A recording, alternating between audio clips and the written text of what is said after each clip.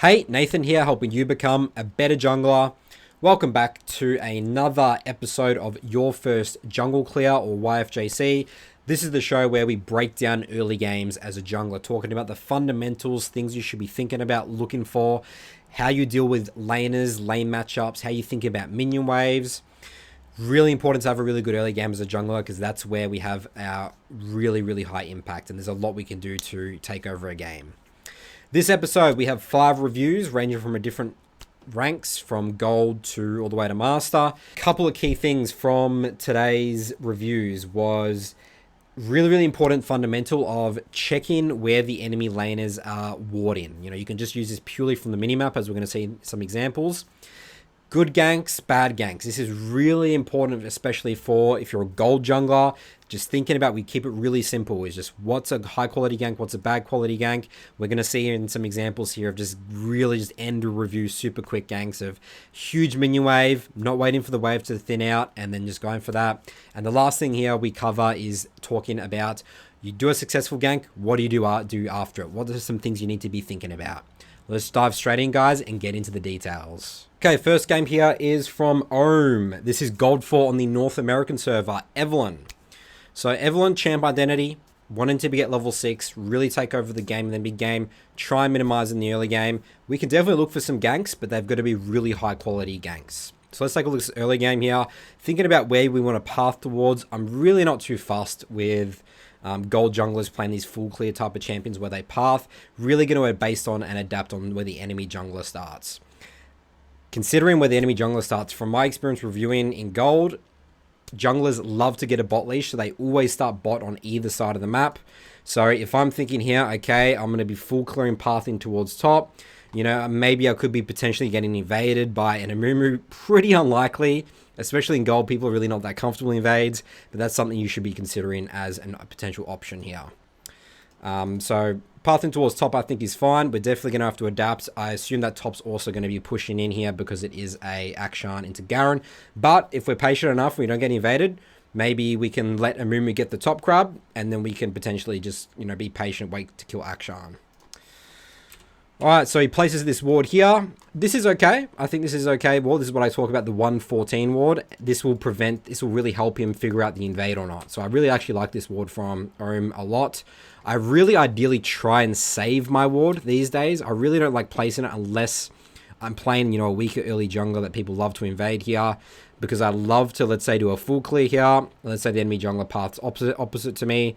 I'll ward the Gromp here and then reset, and that will allow me to track the enemy jungler for most of this game. But remember, we're in gold. Enemy junglers start bot most of the time. Alright, so step number 1 here in the early game. Let's check where enemy jungler starts. And Akshan shows in lane. Enemy bot lane hasn't come up yet. Great. So we know that the Mumu has started bot. So already I'm a little bit scared of maybe thinking of getting invaded here. Really need to keep my eyes on these 2 lanes as I'm pathing towards top, but we do need to focus on our clear a lot. So just looking at the minimap is fine.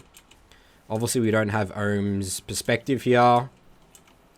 Just doing a nice clear. Here's a little bit slow because it looks like Zilean bombed the Gromp and dragged it down, so that's a bit unfortunate. And this ward has definitely told us that Amumu probably is not going to be here. Lots of summoner spells have been burnt bot. That's something into consideration. And we should already be looking at top wave and thinking about what's going to go on top. So, given we know that Amumu started bot, pathing towards top, this crab's going to be looking very unlikely. We might just need to go to the bot crab reset. But right now, this is absolutely ungankable. So let's see what Ohm decides to do after these Krugs. Will be very interesting. Alright, Amumu shows mid.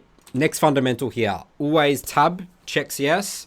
Amumu has shown up on the map with red buff and blue buff, and he has 16 CS, which would indicate to me he's level 3. He's probably done a 4 camp. Well, we know he's on 4 camps, and I would assume most likely is red, raptors, wolves, blue, because Amumu likes to do AoE camps. Looks like he's going towards the bot side here. Just wanting to potentially concede this crab to Evelynn with his top priority. And yeah, this is absolutely not gankable here. We're going to try and go for it unless he gets really aggressive, but it's full HP. Let's see how this pans out. And then Ohm dies, they trade flashes, and then Akshan just gets away. Alright, so that's going to be our end of review. So let's break down what Ohm should be doing right now instead. So we did see a Moo walk towards bot side here. So what you do in these situations, and I always emphasize patience. Patience, guys. Let's say you go and walk to this crab. Akshan could definitely push you off this crab. What I would actually do here is literally just sit in this bush. I'll actually come to the tribe rush. Literally just sit in this bush. Wait for the wave needs to thin out a bit here. Think about what Garen's going to do. He just wants to get the farm. He doesn't want to participate to a gank because you're going to run through all these minions and he's going to lose all the minions here. So just wait for the next wave to thin out a little bit. Wait for the next wave. The tower will clean up a lot of his minions and then you could potentially go for the gank. Or if you Akshan wards, he's still full HP, just get the crab and reset and go to your gromp. That's all you need to do here.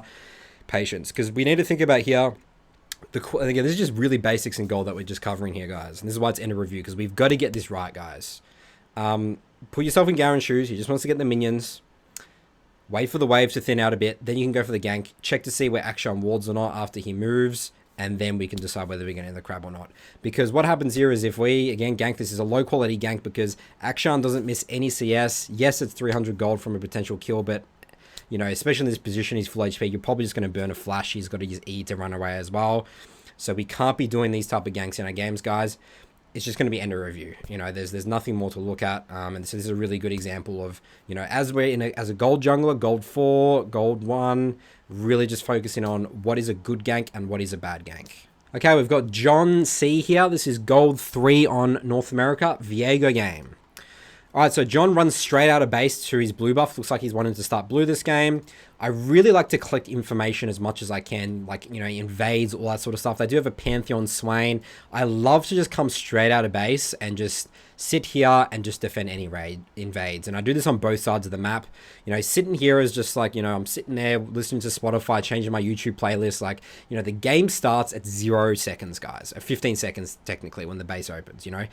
Get focused, start thinking about where you want to be, where you want to path to. So John path in top to bot here. This is fantastic. So let's apply the principle here of gold junglers starting bot. From my experience, starting bot 90% of the time. We're going to be pathing opposite from the Nocturne, which is great. I really like to full clear on Viego if possible. Because if we were to start red here and we full clear, there's nothing to do top here whatsoever. Because we're going to hard lose the 2v2 here with the Nocturne and the Pantheon. So I really like this pathing from John. And, you know, if the enemy, from the Nocturne's perspective, you know, if I have a free gank on the Jhin Swain, who I assume is going to have priority, you know, that's really good for my bot lane because that's going to alleviate a lot of pressure. Rel's just going to get bullied a lot by the Swain Jhin. And if we get some kills there, would be fantastic. Alright, so enemy jungler definitely starts bot here. Pantheon started in lane. There is a rumble mid here. I assume that's going to be a lot of priority. I wonder if we can 3 camp here and then look to gank mid if they're heavy trade in. Alright. So, really important here. Looking at where it's really important. Always check on the minimap. Use potentially F keys as well where the enemy laners have based. Sorry, have placed their ward. It looks like Rumble has just placed a ward in here. So we know that that's warded. And now we're going to be looking at bot as well to see if Swain's going to go warded or... I really don't like this from John, by the way. I just wanted to full clear. Like, just full clear. There's no rush to be bot. They're not going to get dove because Nocturne started bot. And looks like Swain has actually just gone toward that tribe rush. So there's really, again, nothing to do here.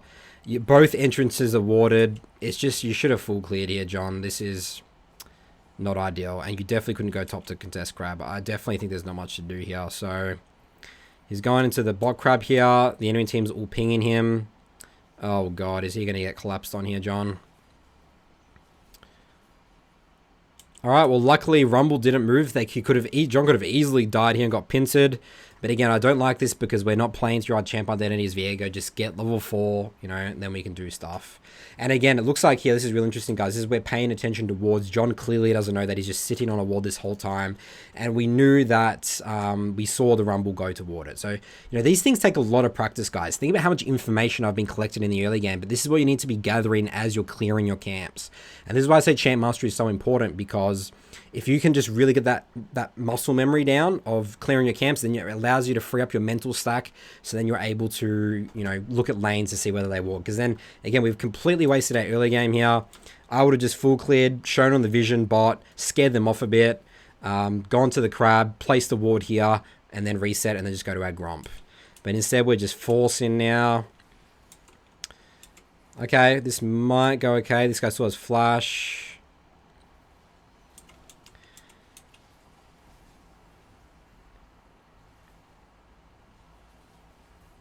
Nocturne is top here.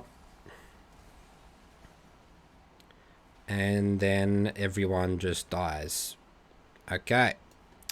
Alright, that's it. End of review here, guys. John should have full cleared, and he should be checking for wards. Those are the fundamentals for John to work on from this review. Okay, this is Terrence. This is Master 144 LP. I love that Terrence has already gone straight out of base, 15 seconds, and has come here to defend his red buff. Okay, it's actually not exactly where I would be standing. You know, it's very risky. You could be getting walked in as an invade. If you're going to defend your red buff, much better to just stand here. It's going to defend the entrance. I think this is... You don't want to be going here every game. They do have a Yumi. I guess they don't have, like, you know, champs that to CC you, but, you know, there's literally no reason to sit in this bush at all. Unless you're, like, 5 stacking or something. Even if you're 5 stacking, this is not a good bush to sit in. You should be walking up towards here or something like that. Alright, so thinking about pathing, win conditions. So we're going phase rush Hecarim. We're against a Qiyana here, who, you know, probably is going to be looking to full clear. He does have a Thresh into a Yumi. They have a Draven. I definitely think pathing bot would be a good idea here for Terrence. You know, I definitely don't want to let Draven Yumi get a free lane here. Siva, Thresh. Thresh is going to be wanting to get a bit aggressive here. So definitely like the top side here, so I'm already not happy with Terrence's path in. And it looks like the enemy jungler has started top because bot lane has started in lane. And the enemy bot lane starting in lane is really good for them as well, because they are going to be having a blast.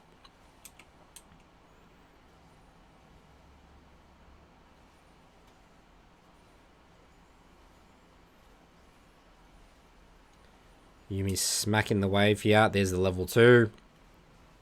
And, you know, this is just, again, demonstrating how, you know, them starting in lane, Draven getting axes. You know, Thresh isn't able to start in lane here and get bush control and zone them off the wave and get that level 2. So, this is actually really, really bad for this type of elo, you know, this type of pathing. So, I really don't like this from Terrence. I just really don't see much happening top at all here. We are pathing opposite to Qiyana. Looks like Terrence is looking to go for this. Aatrox has just warded. Hopefully Terrence knows that, but Aatrox decides to go on, so this ward's not going to matter. He goes. Okay. I think this is pretty good. And we get first blood. Fantastic. Alright, so we go back to our camps. We know that Qiyana is full clearing towards bot. Okay, really paying attention to this now. This is very, very scary. Okay, so what happened here, Terrence? This is not good. What happened with this wave? So, remember, when we kill the enemy top laner here, always think about their TP coming back to lane. Because, you know, is Jax able to push this in by himself? You know, like, he's probably going to want to push this in, get a reset off. He can't freeze this at all. It's going to have to push in. So, what you can actually do here is what would be really smart is show yourself walking here, and then I reckon walk all the way here and then go and kill Aatrox, you know, burn his flash or something, because you have plenty of time for that, and he'll 100% think he's very safe right now, because again, you know, he's not going to let Jax push in this wave because he's full HP, and he has got a little bit of an item as well from that early game base. So yeah, this is really bad. You know, your Jax's lead is now pretty much gone, because now guess what, Aatrox can just freeze this, and as we're going to see here, watch what happens. You know, poor Jax, you know, that whole early game, you know, just because you gank something doesn't mean that, you know, you got to think about what's going to go on with the wave. So as we see here, you know, that's really bad. And, you know, that's end of review here in terms of we didn't really get a lead for our top at all here. And also, you know, our bot lane is not where we want it to be at this point. Good learnings from this one. Let's move on to our next review. All right, this is Jonathan E. He's a Qiyana main, and this is Platinum 1 on North America. Alright, so Jonathan decides to start his red, it looks like. and he's pathing towards bot, which I like a lot. If I'm playing the Braum here, definitely want some potential assistance against a Swain. Sivir, they're going to be really looking to bully this. You might not be able to gank it, but, you know, especially if Yi paths opposite to you, it gives you a lot of pressure bot, and I'll be quite upset if I was the Sivir Swain getting pathed away from. So let's see if that option's available. If not, pretty much nothing's going to happen this early game, and we just play for our, you know, our level 6. So really important to check when the enemy jungler starts here. And that's a bot start, which is fantastic for us. That gets me really excited already. So let's really pay attention as we're walking towards bot where the wards are. Because I definitely think that the enemy bot lane is going to get push. There's Sivir throwing some Qs, all that sort of stuff. So looks like he's doing a red Raptor's Gromp for a fast level 3. And here we go. We got some fighting already. I really love bot lanes that start heavy trading when I'm pathing towards them. But maybe not this much heavy trade.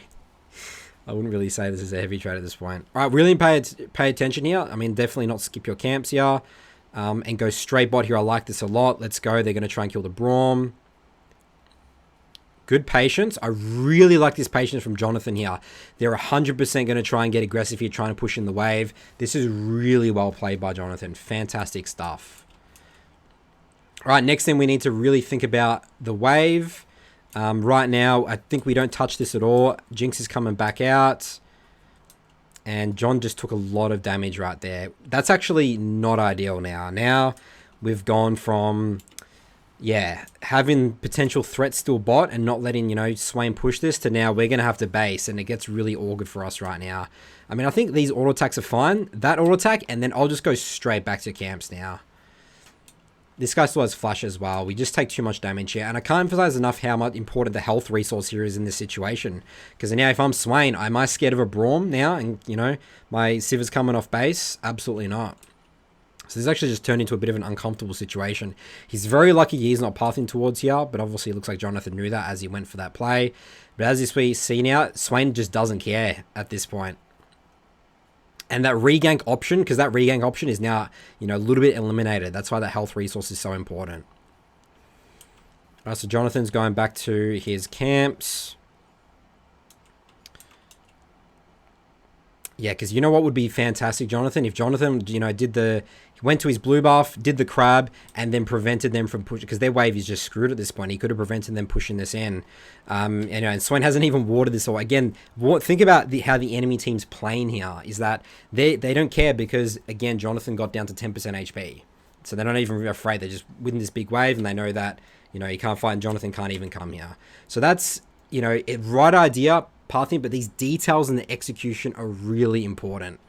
So I think that's where we're going to end the review. That could have gone way better for us there. And, you know, we path towards bot and our bot lane is not really getting an advantage at all. And this has actually just turned into a really bit of a mess here. We'll play it out a little bit longer. Yi ganks top, which was really obvious. He full cleared towards top. And then our Aatrox unfortunately dies. I'm just trying to think, what was Jonathan? So Jonathan's scared of the Echo here. Okay. He's just going to let him die. There's nothing for him to do here. This makes sense. Aatrox might get really angry at this, but there's nothing Jonathan can do here. Maybe he could run straight to the Echo potentially. Because they can't walk over the wall. Oh yeah, he should have just run to the Echo here. Just push him off, scare him off, run into the Echo. He's very low, yeah. This is fine. I thought he was full HP. No, this is great. This was really good for your Seraphine as well, because she's got a base off. Yeah, so this execution is actually pretty poor. We definitely fight this and win this 100%. So you should have run straight into the Echo, and we actually could have killed this. So again, missed execution coming from here, from Jonathan. And then we die. This is a great review, guys. Just getting really into the details of these, you know, these things add up. This is the difference between, let's say, a platinum and like a, you know, a challenger Qiyana here. You know, it just, you know, sort of got the right idea, but the execution's just off. This is Nate. This is Platinum for Trundle on the North American server. Alright, so Trundle, very, very strong early game jungler. As Trundle, I want to give myself as many options available as possible. I love matching and getting in the enemy jungler's face. And the way you're going to be able to do that this game, I think Nate starts, looks like he's going to start red this game. Yeah. Is you start blue. Because what happens when you start red here is that, you know, Trundle takes a long time to do Raptors and Krugs. You can't really do like a 3 camp you know, into his top side if the Xin Zhao starts bot. If you're able to start blue this game, you have so many options. You can do blue, Gromp, maybe skip your Wolves red and, like, you know, come counter gank top there, or you can do blue, Gromp, Wolves red, and this is again given that Xin Zhao starts red. If Xin Zhao starts blue this game, then you can just do 3 camp into invade and just push him out of the bot side here. You know, we have so many options in our lanes. We've got a Caitlyn Heimerdinger. We've got an Ari against Lux. We've got a Garen with Ignite. I think that this early game's, you know, nothing's going to happen here because we're starting red and the enemy jungler has started bot. And we knew that because Ornn started in lane. So we're doing a red Krugs. Looks like we're doing a red Krugs Raptors. Okay, so Nate's opting for a very slow early game. And again, I really don't think this is the identity of Trundle. You know, we're pathing towards bot, and again, Xin Zhao's not going to gank bot unless he 3 camps bot here, which would be difficult because Caitlyn, this would be ungankable for Xin Zhao. And imagine if, again, guys, visualize right now, imagine if we started blue this game and we're top here. You know, like, Xin Zhao's even full clearing here, dude. This guy's just dead, you know? You know, top's heavy trading as well, and, you know, we're just not going to be able to do anything this game because we're not going to be able to dive bot unless they're low enough. So we are opting for a full clear. I mean, I guess like this is actually the best of the worst case scenario. You know, we're just doing a full clear, but this is really not your champion identity as Trundle. Really want to get in their face. I find blue start gives you more options. You know, we would have been able to do so much top here if we were here earlier. You know, Ornn wouldn't have got that push. He's super far ahead. We could have utilized, you know, Garen's Ignite. You know, and I can tell from the time controls here, it looks like we just slowly bleed out this game. That's really all I want to cover this game. Missing options. This is opportunities missed type of example. And playing towards Trundle's champ identity. Matching the enemy jungler is your best friend. Experiment with that if you're a Trundle player because he's such a strong level 1 jungler.